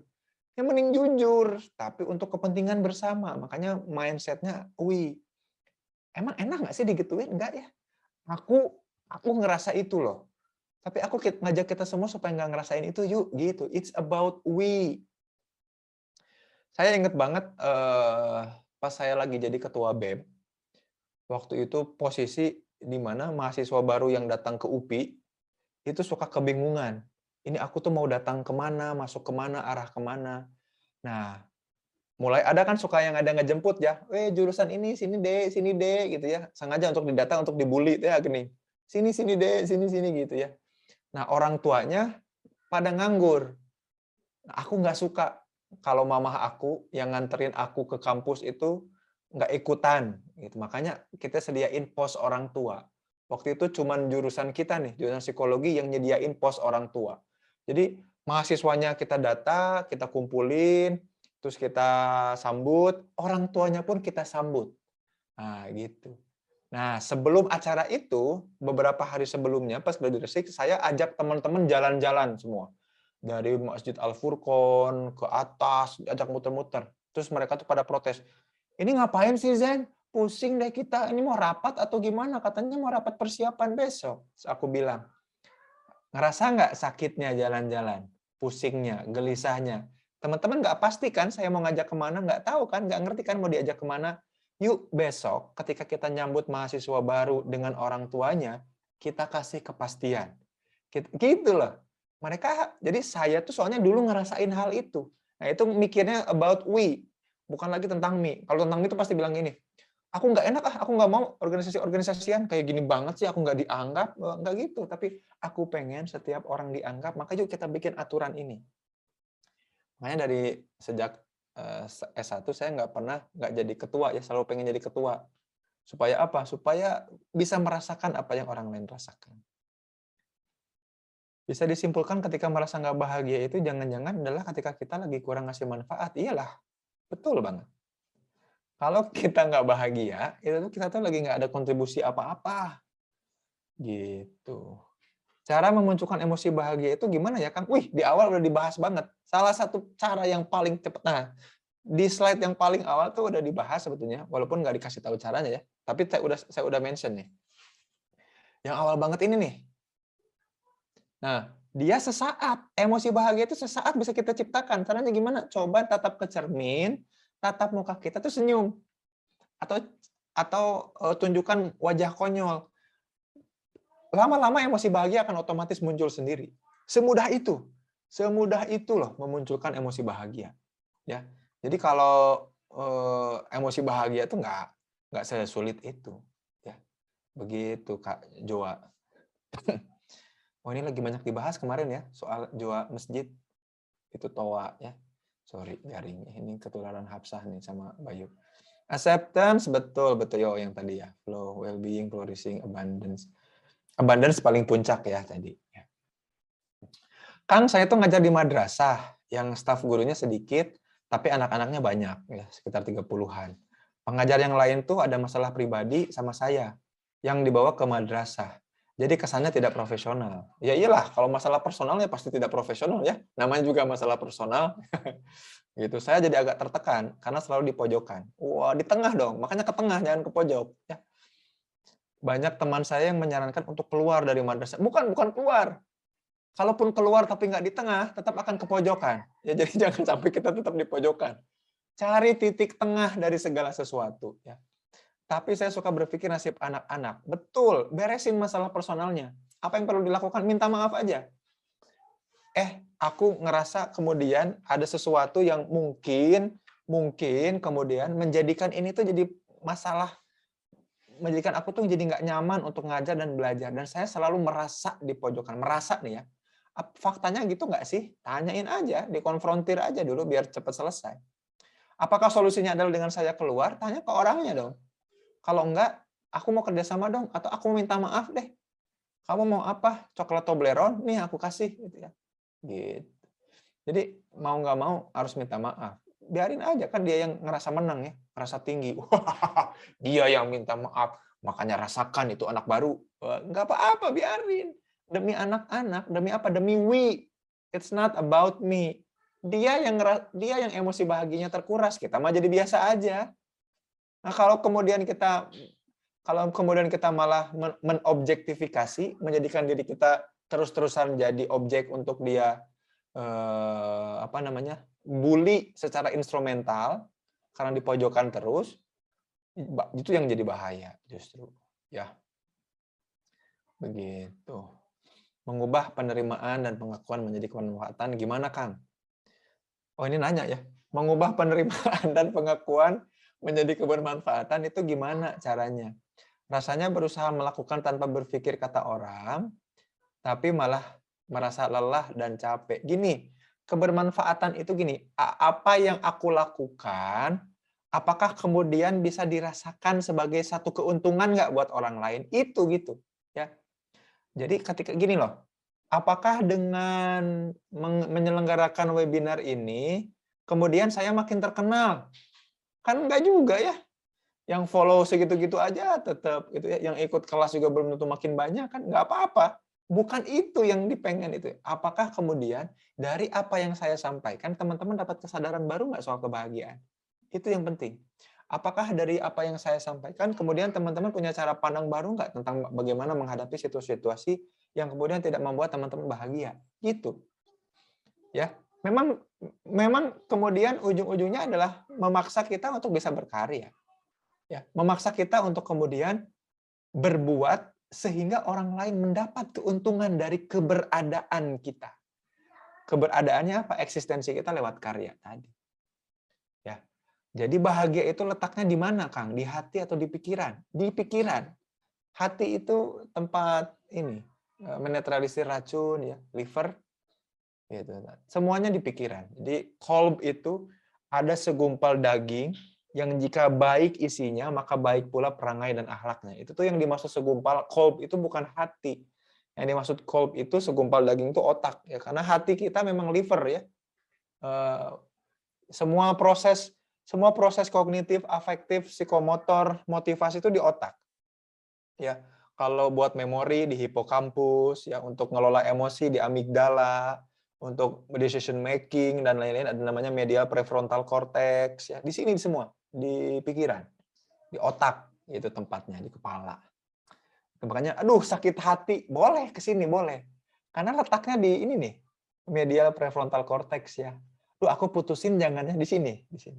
Duh, pedih banget hati aku agak ke belakang nih karena amigdala ke belakang di bawah di sini nih. Amigdala dekat sama hipokampus. Makanya kalau kita sakit hati suka dekat sama memori, suka keingetan terus. Kita akan mengingat kejadian-kejadian yang menggugah perasaan pasti. Karena apa? Amigdala sama hipokampus dekat, aksesnya cepat. Ada cung-cungnya cepat.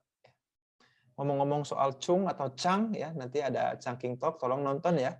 Saya sama para alumni kelas APIK akan melakukan permainan yang membuat saya nanti nanya ke teman-teman APIK itu yang diajak IG Live ya. Lalu saya tanya kata-kata tertentu, lalu akan saya tebak personality-nya. Itu seru banget ya, biasanya seru banget. Nah, biasanya orang-orang yang digituin tuh jadi ngerasa, Kang, kok gitu. Nah, seru ya, nanti nonton ya IG Live-nya. Nah, mudah-mudahan nanti ada flyer-flyernya ya, supaya bisa prepare ya untuk menyimak. Soalnya pada jadi kepo, ada yang jadi pengen ikutan. Kalau pengen ikutan, ikut dulu SIAK dan kelas APIK dulu ya. Baru boleh diajak Chungking Talks ya. Apakah abundance ini sudah ada alat ukurnya? Jawabannya belum. Itu dia masalahnya ya. Jadi teman-teman boleh cek, bahkan teori yang memformulasi istilah abundance juga belum firm. Masih malu-malu nih pada istilah-istilah di ini ilmiahnya. Makanya 2015 sampai sekarang tuh orang masih ngomongin flourish. Nyampainya di flourish nih, belum ke abundance. Jadi masih agak jauh lah ke arah abundance sampai ada alat ukurnya. Ovi ya. Kalau pencapaian kita masih seputar diri, bisa dibilang egois nggak? Nggak, bukan. Egois itu kalau kita ngerasa memiliki capaian orang lain, capaian diri sendiri, itu namanya egois. Kalau masih seputar diri, capaiannya, ya itu mah ya di situ-situ aja ya. Oh nih, hari Senin dan Rabu tuh langsung sama Bayu di chat ya. Hari Senin dan Rabu di bulan ini live di Hey Academy. Mantap. Kolb itu bukan jantung ya Kang, berarti. Tadi kolb itu, kolbun salim. Jadi gini ya, kolbun salim, hati yang terselamatkan itu berarti otak. Otak. Jadi kolb itu merujuk pada otak. Sayangnya kan hati itu, aduh agak susah ya. Kayak di bahasa Inggris istilahnya broken heart. Heart itu ke jantung. Sementara kita broken heart itu patah, broken heart-nya hati. Hati itu ke liver. jadi hati itu yang mana? Nggak ada, semuanya salah. Yang benar tuh kolb itu adalah otak. Karena ada hadisnya, riwayatnya jelas ya. Ada sebuah daging, segumpal daging yang jika itu baik maka baik pula perilaku, dan itulah tempat bla bla itu tuh namanya di pikiran. Semua kalau diteliti di pikiran. Karena hati dan jantung nggak ada ngaruhnya sama efek psikologis. Justru dia dipromote sama apa yang terjadi di otak. Ya, contoh misalnya gini, kalau kita marah, kemudian amigdala ngirim sinyal dalam bentuk sebuah hormon, ngirim sebuah sinyal itu dalam bentuk sebuah transmitter yang panjang, lalu menciptakan sebuah adrenokortikotropik yang mengirimkan sinyal ke hormon adrenal supaya adrenal itu memunculkan, memproduksi hormon itu yang membuat detak jantung makin bergetar. Jadi memompa darah lebih tinggi, tekanan darah jadi naik. Itu namanya kondisi seorang malah secara fisiologis. Tapi jantung nggak ada ngaruhnya tuh sama marah. Gitu. Begitu kira-kira. Weh, sudah panjang pula nih. Ada yang mau raise hand untuk ngomong langsung? Untuk sharing, untuk nanya boleh banget ya. Kalau nggak juga nggak apa-apa, bisa kita akhiri sampai sini. Kalau nggak diakhiri sampai sini, ya diakhiri sampai nanti. Ya kan yang penting ada yang nanya, kalau nggak apa-apa. Silahkan, ada yang mau bertanya, berkomentar, atau mau menyimpulkan juga boleh.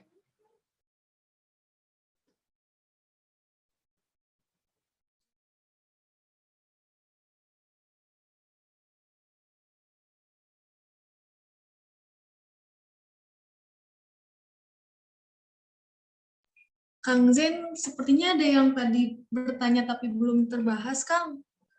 Dari Kak Fadila Tunisa. Yang mana?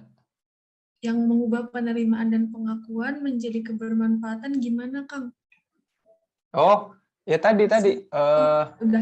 Udah. Penerimaan dan pengakuan menjadi kebermanfaatan itu, ya tadi, ketika kita kemudian melakukan sesuatu yang orang lain tuh ada untungnya itu tadi. Ketika orang lain merasakan untung, diuntungkan dengan apa yang kita lakukan, nah itu tuh cirinya kebermanfaatan.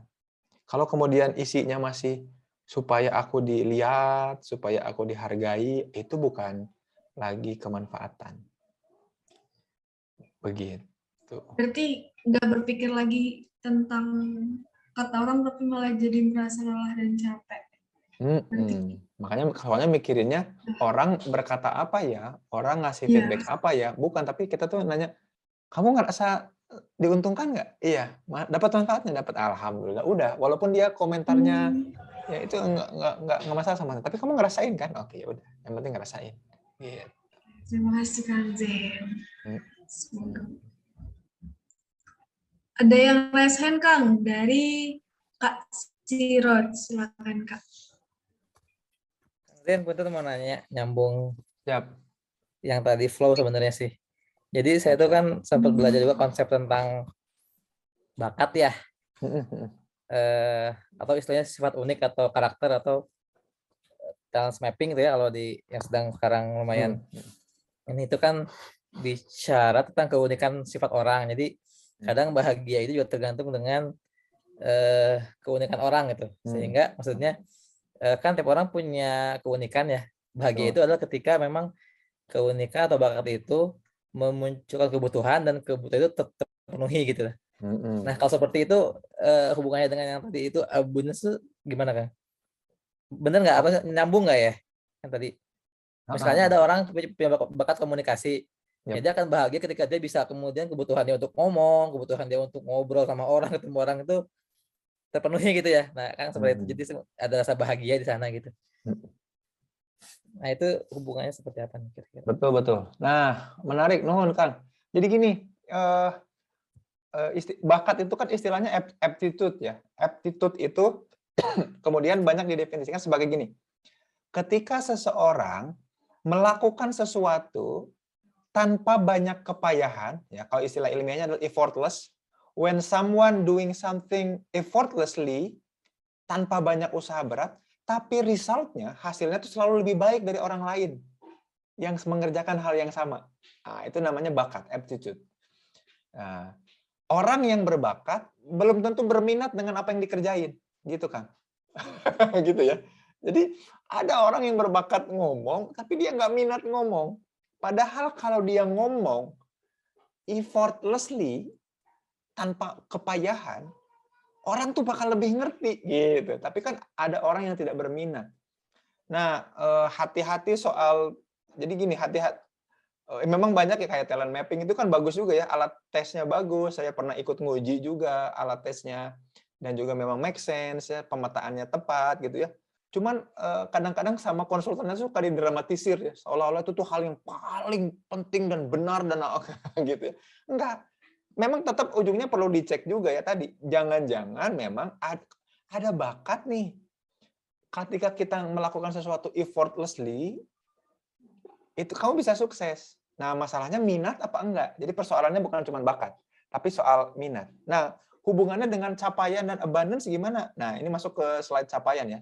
Saya sempat mention tadi gini. Errornya kemudian emosi bahagia seseorang adalah kemudian ketika dia mikir bahwa capaian itu adalah hasil yang harus luar biasa, gitu loh. Jadi hasilnya tuh harus luar biasa dari sesuatu yang berpayah-payah atau susah, gitu ya. Padahal tadi betul kata Kang Siroj, bakat atau aptitude itu sesuatu yang ketika dia effortlessly doing that, resultnya itu udah kelihatan, gitu. Nah, sayangnya orang nggak arah ke sana. Jadinya dia ngerasa kalau dia udah mencapai sesuatu, itu biasa aja, bukan capaian. Nah, itulah yang membuat orang tidak abundance. Nggak punya mental abundance. Ngerasanya tuh kurang terus ya. Padahal sebetulnya kebutuhannya sudah terpenuhi. Tapi keinginan dan kepuasannya belum. Karena capaiannya nggak nyampe gitu loh. Loh, nggak nyampe itu kata siapa? Ya kata dia sendiri. Makanya tadi balik lagi. Dia yang bikin emosi bahagianya itu jadi susah dikejar. Gara-gara capaian dan kepuasannya jadi rendah.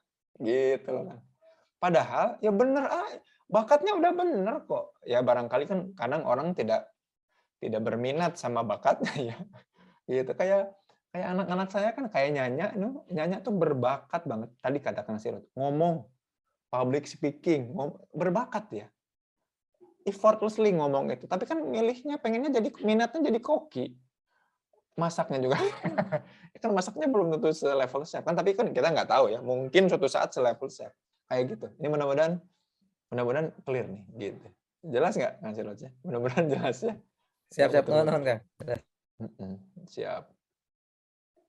Terima kasih Kak Siroj atas pertanyaannya dan terima kasih Kang Zen atas jawabannya. Oh, ini ada nih ya. Di chat Ada ya. Kang, di chat. Boleh Saya Kang, baca. saya bacain ya. So. Ya. Boleh. Kang, saya baca itu ada hubungan antara self-concept dengan well-being. Nah, apakah kesadaran akan minat dan bakat itu ngebantu kita mencapai self-concept yang baik dan mampu nganterin kita ke well-being yang baik juga nggak sih, Kang? Ya, betul.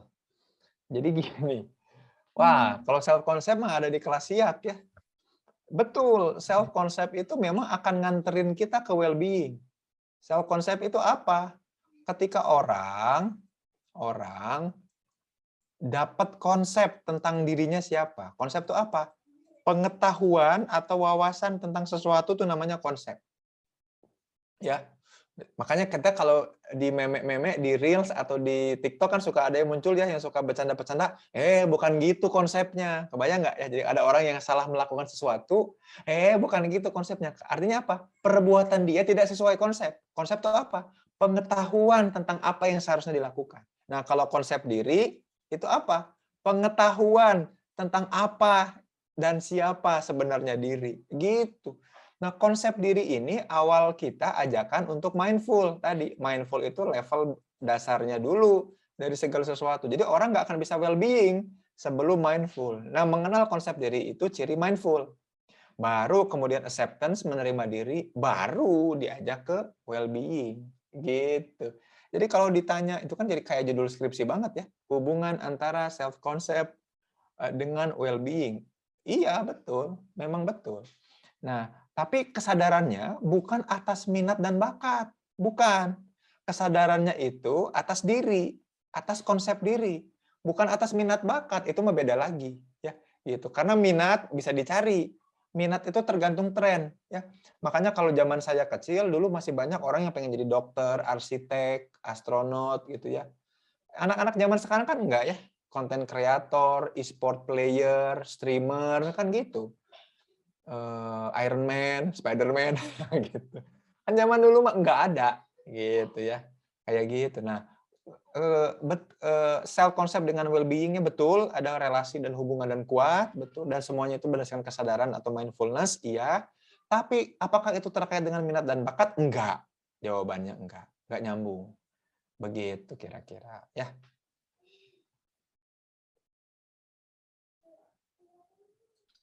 Baik, terima kasih Kang Zain atas jawabannya. Semoga terjawab ya Kak Rangga.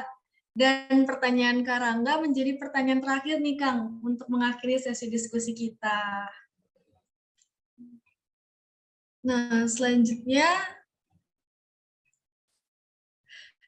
dari Kang Zain, ada closing statement yang ingin disampaikan Kang? Ya, ada. Tadi aku lupa lagi judul padinya apa sih Ya. tadi tuh? Lagu padi itu apa tadi? Judul apa Kang? Terapa waktu tadi? Ah, ini Ria nih. Tempat terakhir. Tempat terakhir. Oh iya, Kang. oke. Sip, tempat terakhir. Oke, jadi mudah-mudahan teman-teman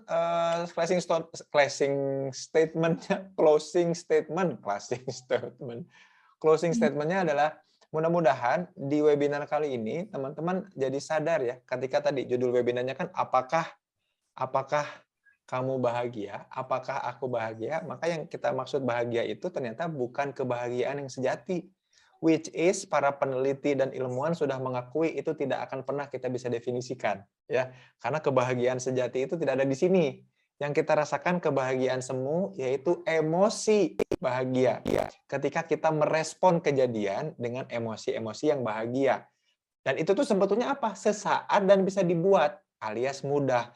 Tapi sayangnya kita teh suka menjelimetkan diri, membuat pusing diri sendiri dengan apa? Mempersyaratkan dapat emosi bahagia itu lewat apa? Lewat capaian dan kepuasan. Yang hal itu malah bikin rumit kehidupan kita. Padahal kehidupan kita bisa baik-baik aja asalkan kita punya tadi keterampilan untuk ngangkat diri kita nyampe di level yang namanya abundance ya, di mana kita qanaah, keberlimpahan yang membuat it's not about me anymore but it's about we. Dan kemudian bagaimana caranya mengubah kenyamanan dan juga pengakuan penerimaan orang itu tidak lebih penting, karena yang penting adalah kebermanfaatan ketika sebanyak-banyaknya orang diuntungkan dengan eksistensi dan keberadaan kita. Begitu ya, terima kasih. Wallahu a'lam bishawab. Saya kembalikan ke Yuni Maul sang MC. Terima kasih Kang Zain Nurwana atas penyampaian materinya yang luar biasa, insightful sekali ya teman-teman.